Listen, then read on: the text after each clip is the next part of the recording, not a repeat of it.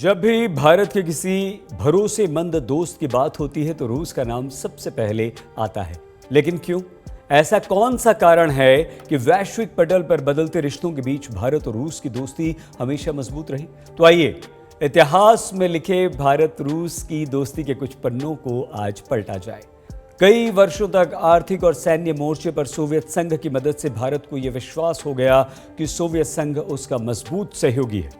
पहले सोवियत संघ और फिर रूस की हथियारों की बिक्री को भारत को एक बाजार के तौर पर देखने के बजाय भारतीयों ने हमेशा इसे गहरे भावनात्मक रिश्ते की तरह देखा। कश्मीर पर यूएन रेजोल्यूशन पर सोवियत संघ का वीटो नई दिल्ली में रणनीतिक गणित की तरह नहीं बल्कि सोवियत की दोस्ती के तौर पर लिया गया। रूस ने गरीब भारत के साथ रिश्ते की नींव रखी थी जो समय के साथ मजबूत होती चली गई। आज़ादी के बाद भारत हथियारों, तकनीक, औद्योगिक निवेश के लिए पूरी तरह से रूस पर निर्भर था। पाकिस्तान के साथ 1965-1971 के युद्ध के दौरान भी नई दिल्ली को मॉस्को के कूटनीतिक और सैन्य समर्थन की सख्त जरूरत पड़ी थी। आज भी भारत की रक्षा बाजार में रूस नंबर 1 है। रूस और भारत के बीच कई दशकों से सैन्य सामग्री की बिक्री होती रही है। पश्चिम ने जहां भारत पर कई सारे प्रतिबंध थोप दिए थे, वहीं रूस ने हथियारों और मिसाइल टेक्नोलॉजी की आपूर्ति जारी रखी। रूसी तकनीक और विशेषज्ञों की मदद से भारत ने कई पीढ़ियों का अंतराल एक झटके में पार कर लिया। ब्रह्मोस, आकाश जैसी मिसाइलों का उत्पादन करने में सक्षम हुआ हमारा देश। पृथ्वी मिसाइल भी रूसी तकनीक पर ही आधारित है।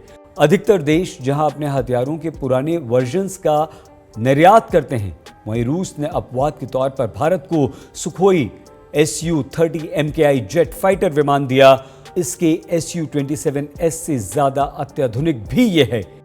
S-400 मिसाइल डिम्फ सिस्टम को ताकतवर हथियार की श्रेणी में रखा जा सकता है। आज भी भारत की रक्षा बाजार में रूस का बोलबाला बना हुआ है।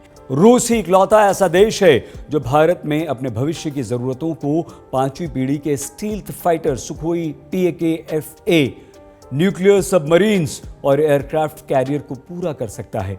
भारत की मुश्किल की घड़ियों में रूस ने हमेशा भारत का साथ दिया। अंतर्राष्ट्रीय मंचों पर कश्मीर और अन्य क्षेत्रीय संप्रभुता के मुद्दों पर लगातार भारत का रूस ने साथ दिया है और देता रहा है।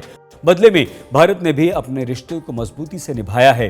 1971 के युद्ध में जब UK, US, France, UAE, Turkey, Indonesia, चीन और बाकी सभी मुस्लिम देशों ने पाकिस्तान को समर्थन दे दिया तो रूस मजबूती के साथ भारत के साथ खड़ा रहा।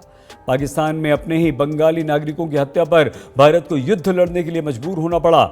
यूएस द्वारा लाए गए रेजोल्यूशन में भारत को दोषी बताया गया, लेकिन रूस ने वीटो कर दिया और इसीलिए 1979 में जब रूस ने अफगानिस्तान पर हमला किया तो भारत ने रूस की आलोचना करने से इनकार कर दिया। पश्चिमी देशों से भारत ने कड़ी आलोचना झेली, लेकिन भारत 1971 युद्ध में मिले समर्थन का एहसान नहीं भूला था। वो रूस के साथ खड़ा था। औपनिवेशिक देश होने के कारण से भारत ने हमेशा से अपनी स्वतंत्र विदेश नीति बनाए रखने की कोशिश की। भारत नियमित तौर पर अपनी पसंद और जरूरतों के हिसाब से सहयोगियों की समीक्षा करता रहता है। शीत युद्ध के समय भारतीय नेताओं ने गुटनिरपेक्ष की नीति बनाई। वर्तमान में अब इसे रणनीतिक स्वायत्तता का नाम दिया गया है।